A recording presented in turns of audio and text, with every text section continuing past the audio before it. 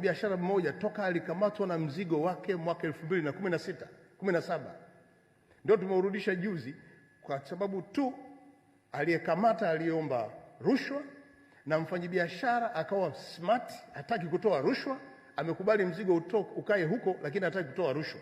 Siku ile alipokuja kueleza, nashukuru sana kamishna wa kodi ya ndani ambaye ni mgeni TRA, alipolisikia nikamwagiza alishughulikie. Aliposhughulikia siku ya pili anakuja kutoa taarifa kwamba ni kweli yule mfanyabiashara ameonewa, tukaagiza arudishiwe mzigo. Sasa tabia hii, kamishna mkuu wa TRA, iko huko ndani. Samahani kidogo waziri, hao waliomuonea huyo mfanyabiashara si unawajua?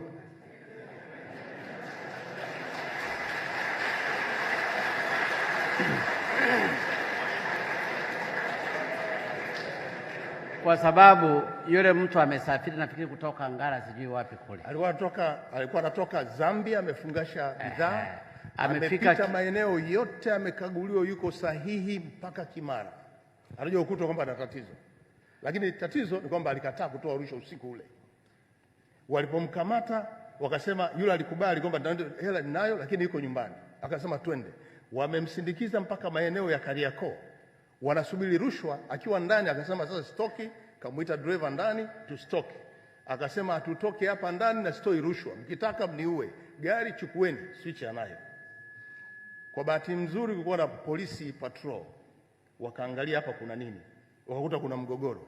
Mwisho TRA wakasema twende kwenye bohari yetu. Nadhani wana bohari ya kukamata watu wanakopeleka mizigo. Walipopeleka bohari ikafungiwa ndani. Siku ya pili karipoti ofisini. Hapo ofisini kuna wadada wawili walikuwa wanabishana, wanamgombea huyo mtu kushughulika naye. Na kamishna anamjua. Na ndio hilo alipokwenda kukagua na kugundua kwamba kuna tatizo, akaamua kurudisha mzigo wake. Kwa hiyo yule mwananchi mizigo ile biashara yake imekaa miaka 3. Amerudishiwa mwaka huu mwezi wa 4.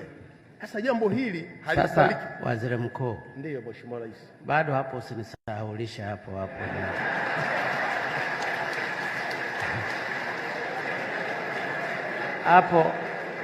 Hapo ndio patamu. Kamishna, unawajua hao waliokuwa wameshika? Kamishna wa ndani. Wewe wataje hapa majina kusudi tushughulike, tusikae na watu hawa. Nashukuru Mheshimiwa Rais. Yule kijana tunaye pale, ni kweli mzigo ulikamatwa 2015, nimekuja kurudisha juzi hapa baada ya Mheshimiwa Waziri Mkuu kuingilia kati. Lakini Mheshimiwa Waziri Mkuu